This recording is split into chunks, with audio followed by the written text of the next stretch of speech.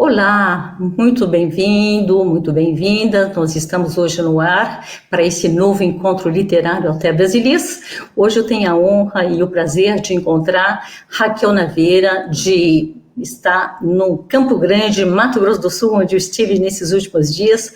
A gente se encontrou e trocou várias ideias, né? E hoje estamos juntas aqui para falar de literatura indígena guarani. A gente vai conversar, vai ser muito legal. Então, boa tarde, Raquel, você que está em Campo Grande, com muito calor, não é? Bastante calor, mas a nossa terra é quente. Boa tarde a você, a todos que estão nos ouvindo. É um prazer estar aqui e nesse intercâmbio também, Brasil, França, estar no mundo é muito bom através da sua presença, mas que é tão dinâmica, que é tão voltada para a comunicação, para a literatura e para fazer mesmo essa ponte entre esses universos. Muito bom Isso estar aqui. mesmo, Raquel. Eu queria, antes de continuar, fazer te falar um breve histórico sobre você, né? Você, então, Raquel Naveira, nasceu em Campo Grande, onde está nesse momento, Mato Grosso do Sul, formada em Direito e em Letras pela Universidade Católica Dom Bosco, onde deu aulas de literatura brasileira e portuguesa no curso de letras. É também mestre em comunicação e letras pela Universidade Presbiteriana Mackenzie de São Paulo, poetisa, cronista, palestrante, crítica literário, tem mais de 30 livros publicados, entre poemas, ensaios, infanto-juvenis e romance. Pertence à Academia Sul-Mato-Grossense de Letras, Academia Cristã de Letras de São Paulo, Academia de Ciências de Lisboa e ao PEN Clube do Brasil.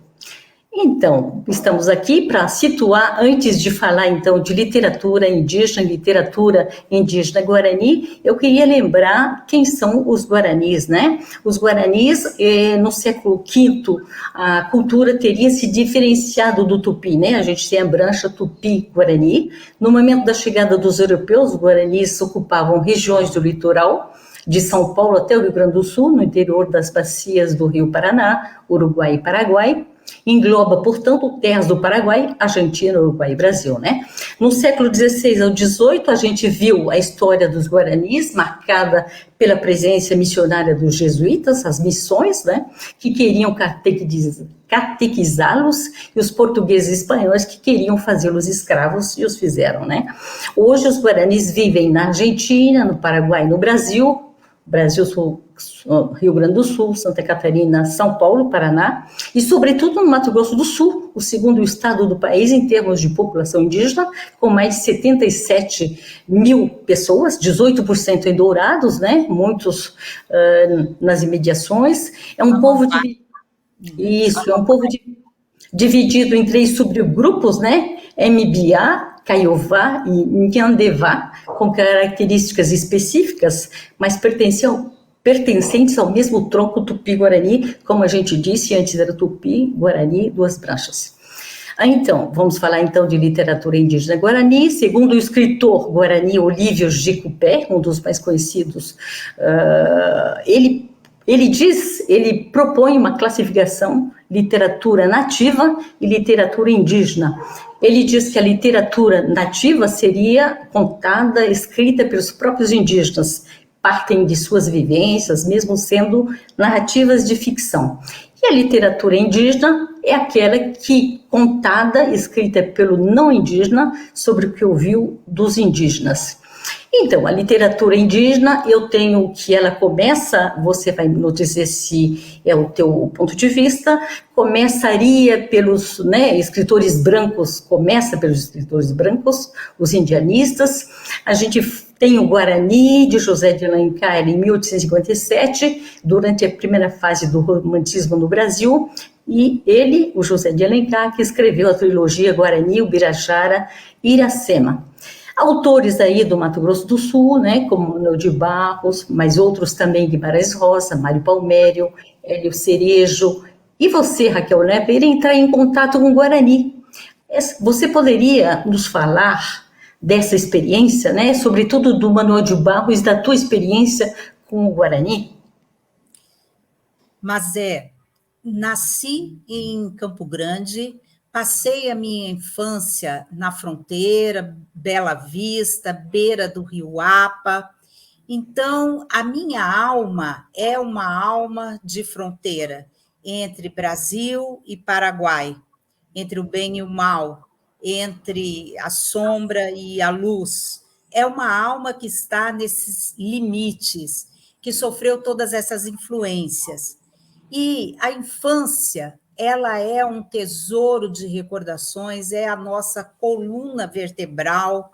E a minha infância foi passada, sim, em sítios, em lugares em que eu ouvia os paraguaios conversando na sua língua, as mulheres na cozinha, amassando chipa, fazendo linguiça e falando uma língua, vamos dizer assim, mesclada. Às vezes, o guarani bem nasalado, aquela linguagem de uma beleza tão rude, e outras vezes falando em português, outras vezes falando em espanhol, uma mistura, um amálgama linguístico.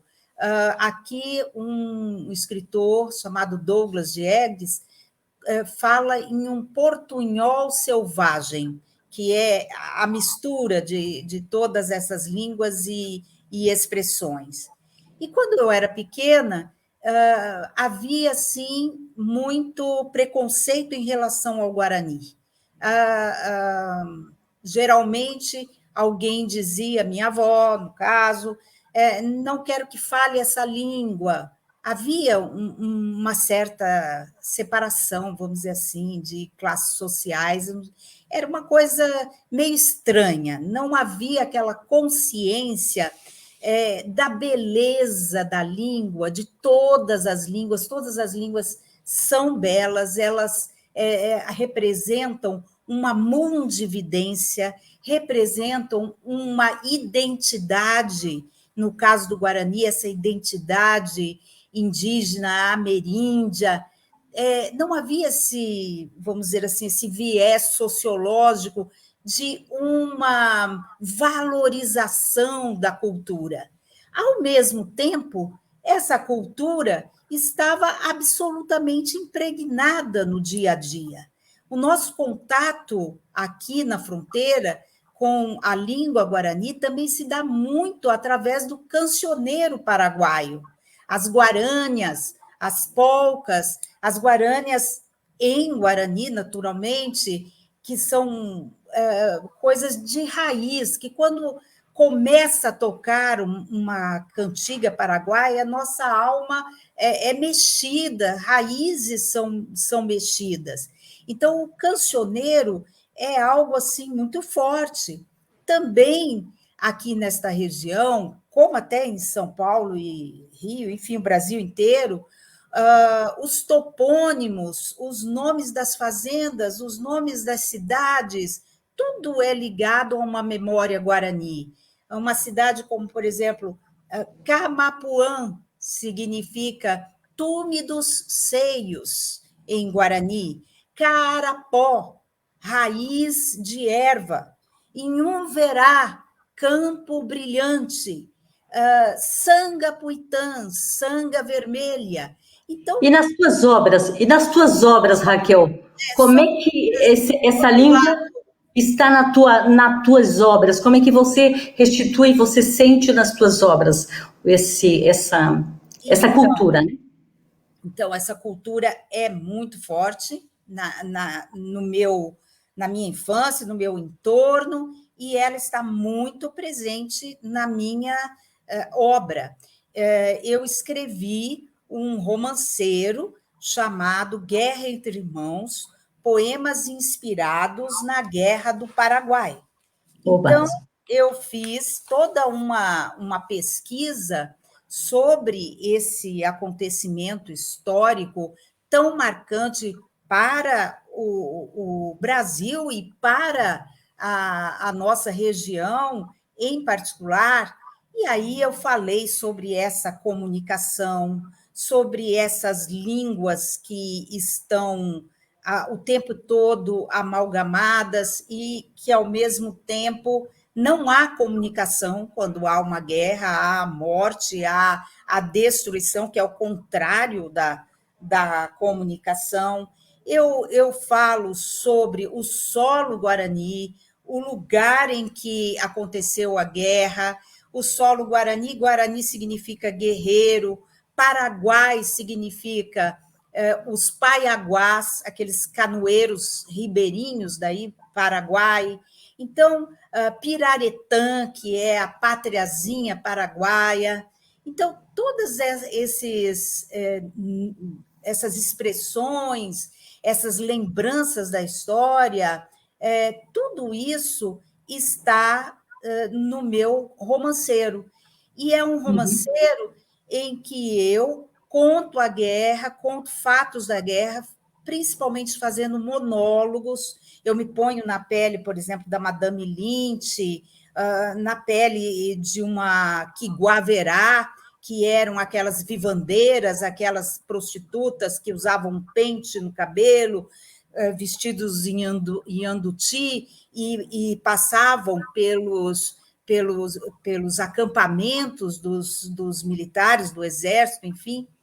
Então, eu me coloco na pele desses personagens, porque eu gosto muito desse recurso de fazer um monólogo, e vou recontando e reconstituindo a Guerra do Paraguai. E engraçado que veio à tona toda aquela lembrança, principalmente do meu tio-avô, que se chamava Fabrício Pilar, ele contando para mim, quando eu era criança, histórias da Guerra do Paraguai, da Madame Lynch enterrando o seu piano lá em Amambá, e o piano tocando à noite como um fantasma, e essas histórias misteriosas de enterros que depois eram encontrados. Enterros eram tesouros que eram guardados, as louças, ouro, objetos de valor, sinos, broches, e depois tudo isso, de repente, era encontrado,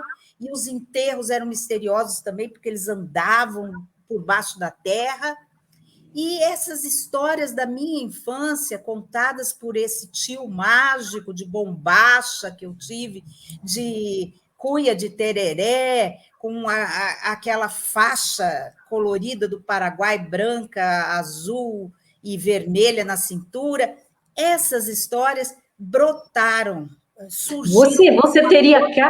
Você teria capa aí para nos mostrar, Raquel?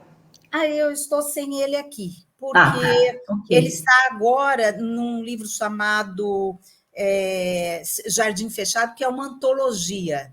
E ele já teve várias edições. Talvez o livro mais marcante assim da minha carreira, que quando eu vejo já está num vestibular, num livro de história do Gilberto Cotrim, em alguma apostila de vestibular. Ele, assim, teve uma repercussão muito grande por causa da temática mesmo. Com certeza. Do Paraguai. Depois a gente coloca as referências embaixo, né, no final do programa, para quem quiser. Eu queria que você nos contasse também, Raquel, o Manuel de Barros e essa relação no trabalho dele, na poesia dele, como é que está presente o Guarani, né? O Manuel de Barros, ele tinha uma predileção muito grande por dicionários, de uma forma geral. Então, ele trabalhava muito com o dicionário etimológico, com o dicionário de várias línguas, com dicionários de ideias afins, enfim. Ele tinha essa fixação por dicionários. E a língua guarani era uma dessas, vamos dizer assim, curiosidades, e que também era algo, o idioma guarani estava muito presente na alma dele, na obra dele, na feição daquele personagem, o Bernardo, que é um homem da fronteira também. Então, por exemplo, em Cosmofonia Biá Guarani, ele escreveu assim: ouvi os cantos, a voz, os murmúrios do biá guaranis. Eles me transportaram para a fonte das palavras, me levaram para os ancestrais, para os fósseis linguísticos, lá onde se misturaram as primeiras formas, as primeiras vozes, a voz da água, do sol, das crianças, dos pássaros, das árvores, das rãs. Passei quase 2 horas deitado nos meus inícios, nos inícios dos cantos do homem.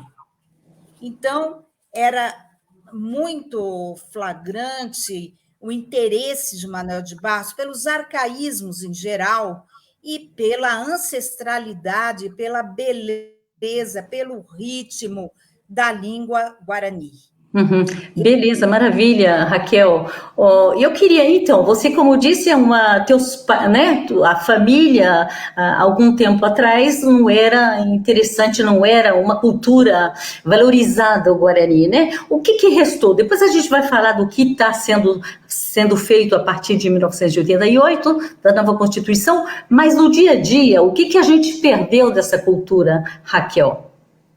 Nós perdemos e, ao mesmo tempo, nós estamos sempre cavando, restaurando, trazendo de volta esse encontro que houve agora sobre a literatura indígena em Campo Grande foi muito forte, foi muito emocionante. Na nossa oficina de Guarani, do idioma Guarani. Me desculpa, só para situar um pouco, é que a Fundação de Cultura do Mato Grosso do Sul, o segundo estado do país em termos de população indígena, e o SESC realizaram nos dias 20 ao dia 23 de outubro o Festival de Literatura Indígena em Campo Grande, né? Com presença do Daniel Mundo Curu, Graciela Chamorro, Graciela Nonato, Julie Doricô e você, né? A gente sabe que tem todos esses novos autores, a gente vai falar em seguida, mas como eu te deixo continuar dessa importância dessa restauração, se a gente pode dizer, né? Como é que você vê isso? Esse reavivamento, essa chama, essa paixão pelo idioma guarani. Então, esse encontro foi muito interessante, foi muito importante. Na nossa oficina, quando ouvimos uma guarânia em Yandé Raparaju, as pessoas choraram, a Açucena Blanca choraram.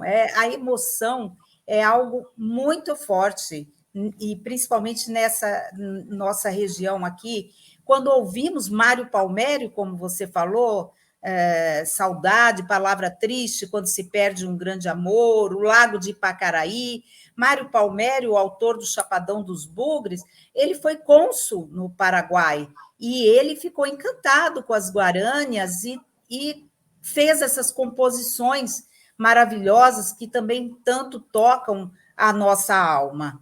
E eu ia lhe falar, você tinha tocado, no Guimarães Rosa, eu trouxe aqui, o livro Ave e Palavra, que é um livro póstumo do Guimarães Rosa, e há um capítulo aqui que se chama Sangapuitã. Sangapuitã é o nome de um pequeno município de fronteira, perto de Ponta Porã, de Perujuan Cabaleiro, e significa vala vermelha, e é por onde o Guimarães Rosa passou. Mas, na verdade, ele era encantado com o precursor da literatura sul-mato-grossense, que foi o Visconde de Toné, que veio para a Guerra do Paraguai. O francês, né? O francês que seguiu a Guerra do Paraguai. Francesa, isso.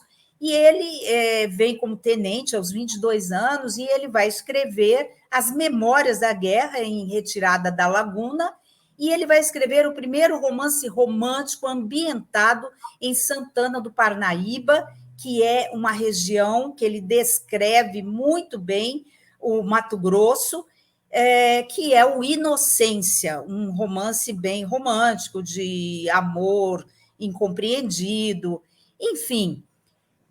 O Guimarães Rosa era um apaixonado também pela literatura do Visconde de Toné, em especial pelo Diário da Retirada da Laguna. Então, nesse capítulo de Sangapuitã, ele vai fazer um percurso, ele vai fazer todas as etapas da retirada da laguna. Ele diz assim: de Aquidauana, sul avante, senso inverso, entramos a rodar as etapas da retirada da laguna. E aí ele vai passando por várias regiões. A Mambai, que é o local onde estão assentados e a maior reserva indígena. Depois ele passa por Nioaque, que significa em Guarani índio da clavícula quebrada. É uma cidadezinha de Mato Grosso do Sul. Depois ele passa, ele imagina nesse quadro o Urbieta, que é o general paraguaio, com as suas piripipis, que são as armas, né? Porque o povo guarani é uma língua, um idioma muito onomatopaico. Então, por exemplo, o fuzil é o piripipi, porque faz barulho, a cachoeira é o tororó, o fogo é tá, tá, tá, tá, tá, tá, tá, tá, né? A onomatopeia, ela faz parte desse idioma. Então, o Guimarães Rosa passa, vê os lanceiros lá de Urbieta, imagina. Depois ele chega a Campo Grande, onde ele vê paraguaias lindas, ele fala assim, onde se compra a renda do Ianduti, que parece uma teia. Depois ele fala que houve, aqui em Campo Grande, uma língua bizarra, com vogais tecladas, de exércitos de ervateiros forasteiros, porque a língua guarani era muito falada nos ervais, pelos ervateiros, era o cântico e era a alma dos ervateiros que estavam, muitas vezes, ali escravizados pelo aquele inferno verde de areia, de folhas movediças verdes, que era a folha da erva mate, que era a riqueza do momento, era a companhia mate laranjeira, que tinha um poderio econômico muito forte sobre a região. Pois é, Raquel, para falar... Olha, a gente tem, então, o Paraguai, que onde a língua ela é muito mais importante, muito mais falada do que o que ficou aqui. Que a gente lembra, que os índios, eles foram colocados na aldeia, e na aldeia de Dourados tem 18% dessa população, e como é que foi degradado por essa não reconhecimento da língua de cultura, né? Mas a gente sabe que a Constituição de 88, então, reconheceu a figura do índio e, mais tarde, introduziu a ideia de que as aldeias devem ter cursos de suas línguas, né? As aldeias devem ser, as escolas das aldeias devem ser bilíngues, né? Então, a gente encontra hoje em Dourados, mas em outras aldeias do sul do Mato Grosso, o Guarani como língua ensinada. Existe ainda muito o que fazer, mas a Universidade Federal Federal da Grande Dourados tem editados professores que têm escrito, né, escrito paradidático de forma a trabalhar a língua com essa população, né? Como é que você vê essa introdução nessas aldeias para valorizar, então, que eles se sintam um pouco valorizados, esses índios que fazem parte? O ensino bilíngue na infância, juntamente com as tradições da aldeia, são importantíssimos. É o tecoá, é a grande aldeia, a valorização da identidade, é a base, é a raiz. E é importante que novos professores sejam, vamos dizer assim, capacitados para criarem as cartilhas, para criarem manuais didáticos, e nós estamos vendo isso muito forte. Trabalhamos muitos anos na Universidade Católica Dom Bosco, e lá nós víamos o trabalho do NEP, que é o Núcleo de Estudos dos Indígenas, e várias pessoas que tinham sido, lembrei agora da Elda, professora Elda Aquino, que tinham sido formadas na universidade, já em Amambai, depois fizeram mestrado lá na Universidade Católica e voltaram para a aldeia para ensinarem, para prepararem mais material, enfim, é um trabalho importantíssimo esse ensino bilíngue. Nós sabemos também que há professores, a professora Norma Maria Firmino, acredito que é Firmino, a professora que está trabalhando no Espírito Santo, ela esses dias ela esteve na Academia Luso-Brasileira de Letras falando do seu trabalho com indígenas nessa região, Rio de Janeiro, Espírito Santo, enfim, trabalhando também o idioma guarani. Então, há várias pessoas que estão atentas a isso e procurando transmitir esse legado. Citando também a Universidade Sempre da Grande Dourados, que formam professores, né, para lecionar. A gente está falando de Guarani, mas também tem os povos Terenas e os outros povos, né? Eu queria mostrar, Raquel, algumas produções, né, do que a gente chama essa literatura nativa, escrita por indígenas, que tem hoje figuras conhecidas a nível nacional, como o Daniel Munduruku, que esteve com vocês aí, o Ailton Krenak, o Olívio, né, que é Guarani, Jicupé. Eu queria mostrar algumas coberturas, porque eu acho que tem algumas...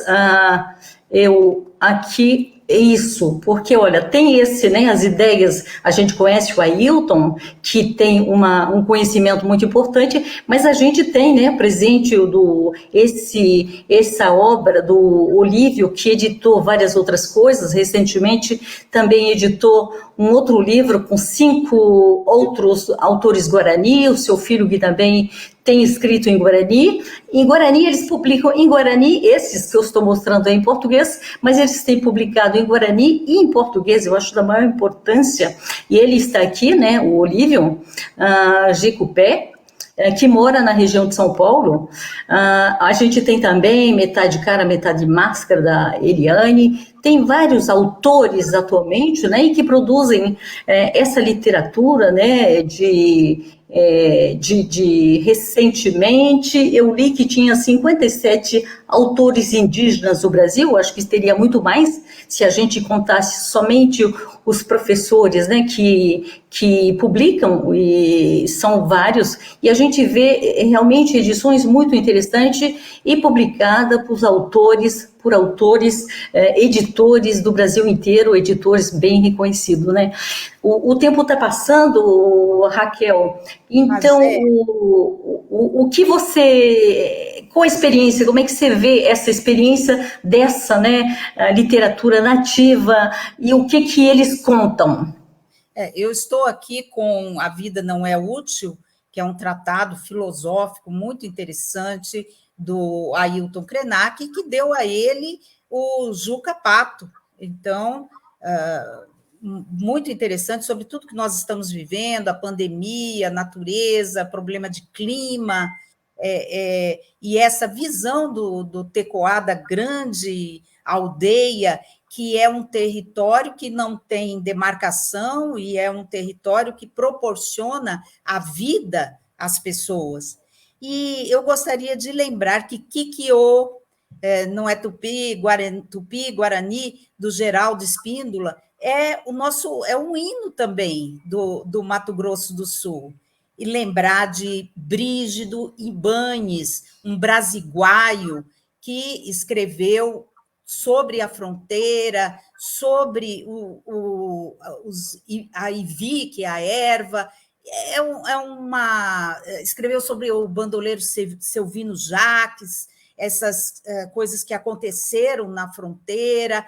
É um autor muito importante, o Brígido Ibanes. E quero falar de um outro muitíssimo importante, Hélio Cerejo, o nosso maior folclorista, a pessoa que fez glossários de termos guaranis e expressões faladas na região.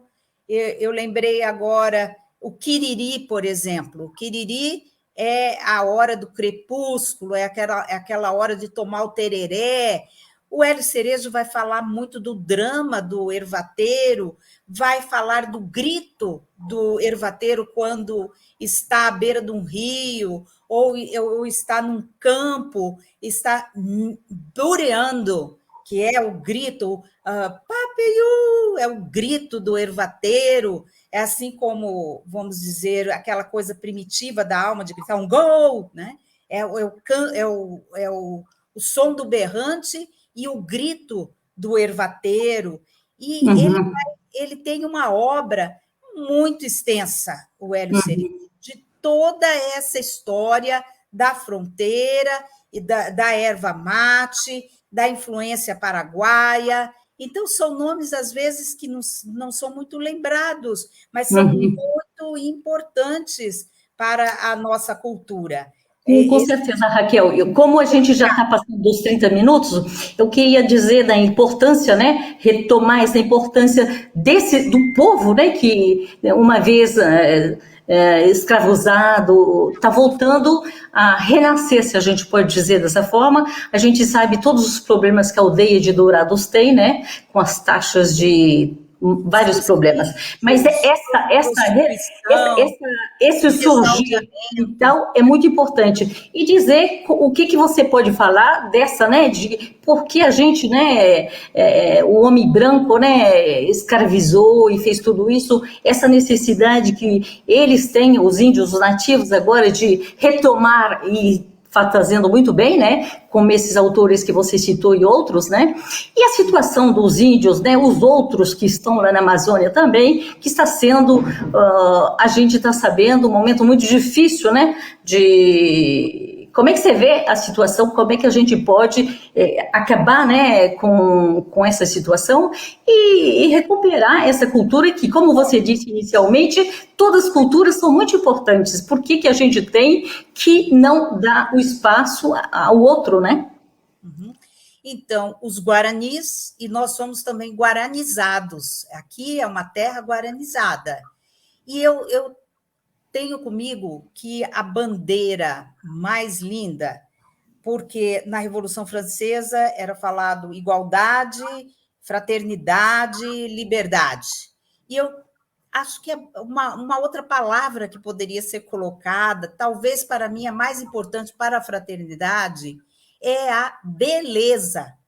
Quando nós realmente valorizarmos a cultura, a beleza da língua, a beleza das tradições, uma história de 2000 anos, quando nós tivermos essa capacidade, essa sensibilidade de sentirmos a beleza, é que realmente algo vai ser, vamos dizer assim, apaziguado, porque nós sabemos que a história é muito longa. Você falou das missões jesuíticas, os jesuítas lá de Inácio Loyola, eles ficaram mais de 50 anos lá, com uma vida com os índios de paz, de cânticos, de trabalhos, de orações, e, de repente, quando veio o Tratado de Tordesilhas, houve toda uma invasão, destruição de todas aquelas missões, aquele morticínio. Depois nós tivemos Rondon procurando um serviço realmente de proteção ao índio, sonhando que nunca mataria, ele morreria pelos índios, e, de repente, nós temos assim uma outra história de Paralelo 11, de morticínio, de mortandade. O Rondon já tinha falecido, e aí nós temos, vamos dizer assim, são ciclos e ciclos desses confrontos, desses conflitos, sempre, é claro, com um viés da exploração, é verdade. Então, somente quando houver uma noção de que tudo é divino, a natureza é divina, o ser humano é divino, e é belo, a beleza, aí sim nós vamos ter um começo de apaziguamento. É por isso. Muito obrigada, Raquel.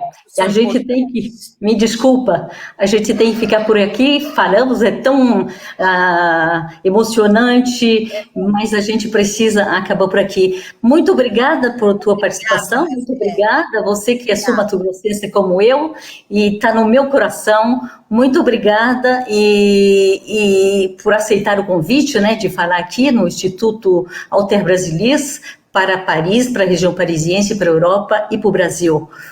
Muito obrigada, Raquel. Até uma próxima vez. Muito obrigada.